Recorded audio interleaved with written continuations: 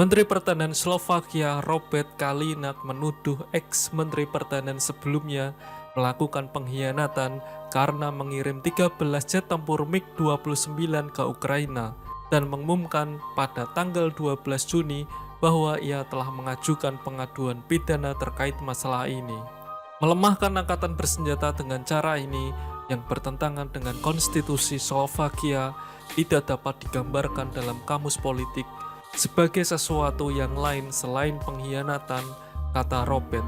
Ia tidak tahu apakah itu secara hukum merupakan kejahatan, tetapi ex-Menhan sebelumnya, menurut Kalinak, orang yang mengkhianati nilai-nilai nasional. Kalinak membidik pendahulunya, Jaroslav Nat, yang ketika menjabat sebagai Menteri Pertahanan dari Maret 2020 hingga Mei 2023, mengirimkan beberapa jet tempur MiG-29 kepada Ukraina untuk membantu negara itu menangkis invasi skala penuh Rusia. Wah, ini Nagai alias Sueb Suroto harus berguru dulu kepada King Wakanda untuk urusan barang-barang siluman ya.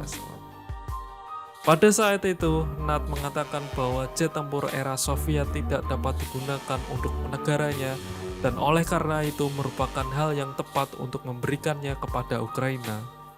Ketika Kalinak mulai menjabat pada Oktober 2023 sebagai bagian dari pemerintahan baru Perdana Menteri Robert Fico, Slovakia mengatakan bahwa mereka tidak akan lagi mengirim senjata ke Ukraina. Dari persediaan militernya sendiri, meskipun mereka masih mengizinkan penjualan senjata komersial. Nat menanggapi tuduhan Kalinak pada 12 Juni dengan mengatakan bahwa semua pertimbangan hukum telah dipertimbangkan sebelum penandatanganan kesepakatan untuk menyerahkan jet tempur tersebut. Berdasarkan hal tersebut, pemerintah membuat keputusan sebagai batan kolektif dan menyetujui penandatanganan perjanjian internasional yang merupakan haknya. Ia menambahkan bahwa laporan kriminal serupa lainnya terkait transfer MiG-29 telah disingkirkan dari meja. Sementara pemerintah Slovakia telah menyatakan dengan jelas ketidaksetujuannya terhadap dukungan untuk Ukraina.